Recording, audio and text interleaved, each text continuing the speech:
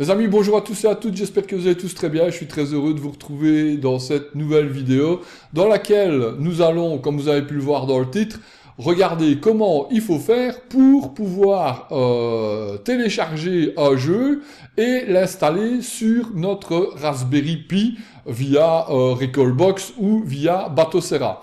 Ici, je vais vous montrer sur Batocera, mais ça fonctionne exactement pareil sur Recalbox. Le procédé que je vais vous montrer fonctionne exactement pareil sur Recalbox ou sur Batocera. Maintenant, c'est vrai que sur Recalbox, vous avez une interface graphique qui vous permet de faire autrement, et ça, je vous le montrerai éventuellement dans une autre vidéo. Moi, j'utilise plus Batocera, donc ici je vais vous le montrer via Batocera. Donc il va falloir qu'on ait le Raspberry Pi qui soit connecté sur Internet, votre carte SD ou votre disque dur forcément connecté au Raspberry Pi.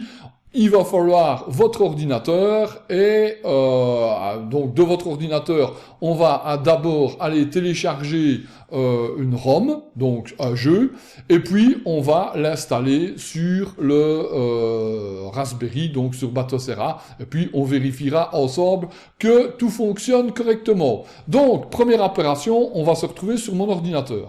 Donc voilà, nous sommes sur mon ordinateur et via Google, vous aurez facile de trouver des sites où il y a des ROM. Moi, je vais vous en montrer 3 et je vais vous montrer comment on télécharge une ROM, donc un jeu. Donc ici, vous avez planetemu.net. Ils fonctionnent un peu tous de la même manière. Vous avez généralement les consoles qui sont reprises d'un côté et puis toutes les ROM qui sont reprises de l'autre. Voilà, je vous laisserai un petit peu surfer. Celui-ci, il est bien parce que il est complet. Il y a plein d'articles, il y a plein de news.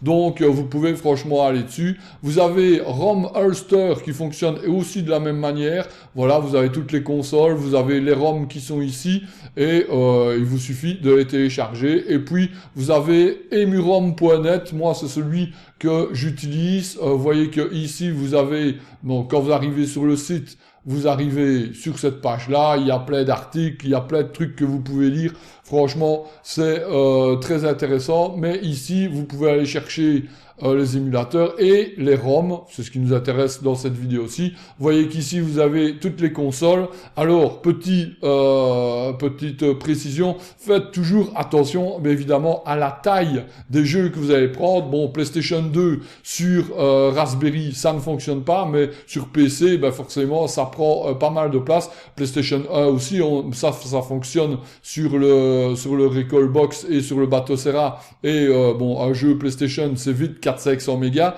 Donc, si votre Raspberry n'a qu'une carte micro SD, faites attention que les gigas, ça part vite. Bref, ça, c'était une petite parenthèse. Donc ici, je vais prendre une petite ROM qui se télécharge facilement, ouais, genre Game Gear ou Game Boy Color ou Game Boy Advance sont des ROM qui vont relativement vite. Donc on va prendre dans le Game Boy Color, voilà, je vais prendre le premier qui est Pokémon Gold. Vous voyez que ici, vous avez toutes les informations si vous voulez éventuellement scraper à la main. Ça, c'est faisable aussi. Vous avez la sortie, enfin bref.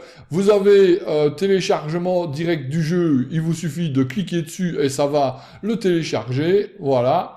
Donc ça va démarrer dans 5 secondes, mais vous pouvez bien entendu sur celui-ci jouer directement dans votre navigateur. Bon, nous c'est pas ce qui nous intéresse puisque ici on veut le mettre sur le Raspberry Pi. Alors, une fois que vous avez la ROM qui est téléchargée, il va falloir aller sur le Raspberry pour pouvoir récupérer l'adresse IP. Donc, on va se retrouver sur le Recalbox ou sur le Batocera. Moi, ici, on va sur le Batocera. Une fois que vous êtes dessus, vous appuyez sur le bouton Start. Et ici, vous voyez que vous avez paramètres réseau, donc vous appuyez dessus et vous voyez que ici vous avez votre adresse IP. Alors, je vous invite à noter votre adresse IP pour bien vous la mémoriser, mais il va falloir retourner sur l'ordinateur pour pouvoir noter pour pouvoir connecter plutôt le Raspberry à votre ordinateur. Donc, on retourne sur l'ordinateur, on va dans l'explorateur de fichiers, et ici, dans la barre d'accès, vous allez taper vous allez taper double slash, et donc vous allez taper double slash, et puis votre adresse IP. C'est anti-slash, c'est pas le slash, donc c'est anti-slash, comme ça, et puis votre adresse IP. Voilà, vous faites Enter, et ici vous voyez que vous avez Share qui apparaît. Donc, vous allez cliquer 2 fois dessus, vous allez aller dans les ROM, et ici vous avez alors toutes vos consoles. On a pris un fichier de Game Boy Color, donc on va aller sur GBC puisque c'est Game Boy Color, et ici vous voyez qu'on peut mettre dans Infotext. Vous pouvez double-cliquer dessus, ça va vous donner les fichiers qui sont acceptés dans ce répertoire-là. Ici, vous voyez que on peut mettre du zip ou du 7z et du .gbc. Donc ça nous indique qu'on peut directement prendre le fichier qu'on a téléchargé puisque c'était un fichier zip. On va faire un copier. Je vais aller rechercher donc un nouveau explorateur de fichiers, et je vais dans mes téléchargements prendre le Pokémon, je vais le couper puisque je l'ai téléchargé 2 fois, et je vais juste le coller ici. Voilà, une fois que c'est collé, vous voyez que ça prend pratiquement aucune place. Une fois que c'est collé, ça, normalement, on en a plus besoin. On va pouvoir retourner sur notre Recalbox ou sur notre Batocera. Donc, ici, ce qu'on fait, vous allez sur Paramètres des jeux. Donc, d'abord, je vais vous montrer que dans le Game Boy Color, je n'avais qu'un seul jeu, c'était James Bond. Mais si vous faites Star, vous faites Paramètres des jeux, mettre à jour la liste des jeux, oui. Voilà, Batocera va redémarrer un petit peu, et ici vous voyez que j'ai maintenant Pokémon Gold.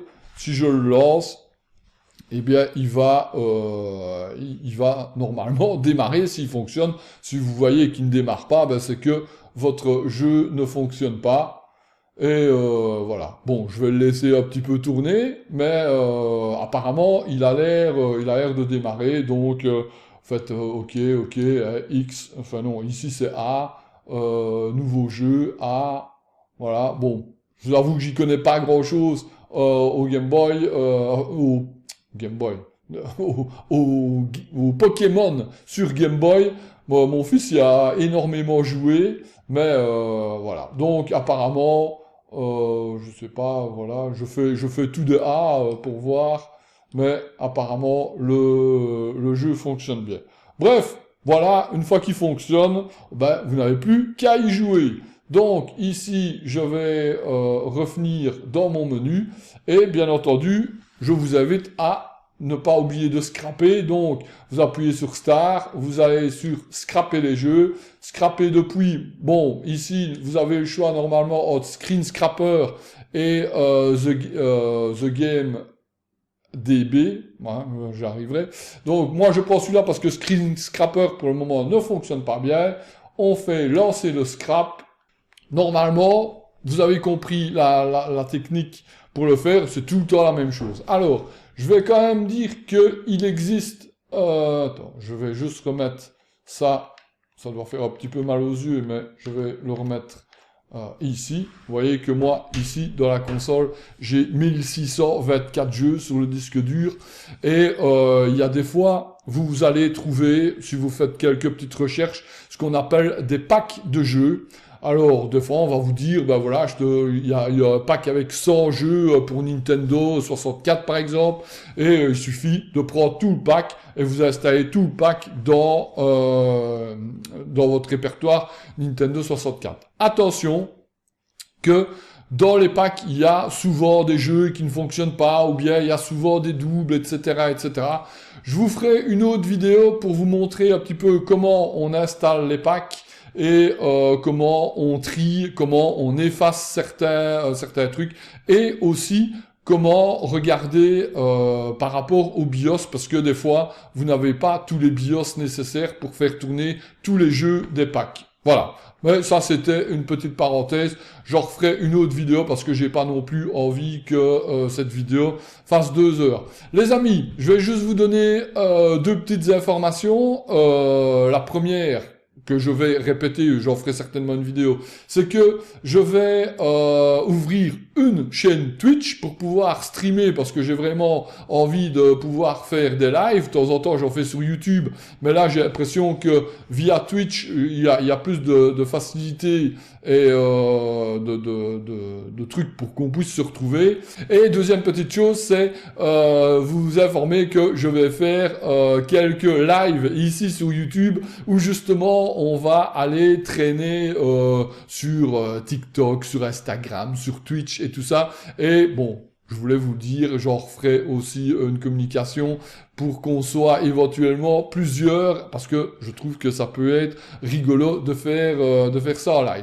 Voilà, j'espère que cette vidéo vous aura été utile. Si vous avez des questions, n'hésitez surtout pas à me les mettre dans la zone des commentaires. Vous pouvez également me retrouver sur Facebook et m'envoyer un MP, j'y réponds sans aucun problème. Sur Instagram, Twitter, tous les liens sont dans la description. Donc, si vous avez un problème, n'hésitez surtout pas. Les amis, on se retrouve très bientôt pour une prochaine vidéo. En attendant, je vous invite à me suivre un petit peu sur tous les réseaux. Comme ça, vous allez pouvoir suivre mon actualité. Et puis, on se retrouvera plus facilement. Bon, ceci étant dit, je vous invite, comme d'habitude, en fin de chaque vidéo, donc mélangez-le et vous en refaites une phrase. À prendre bien soin de vous parce que c'est ça et ça restera toujours ça le plus important. Salut!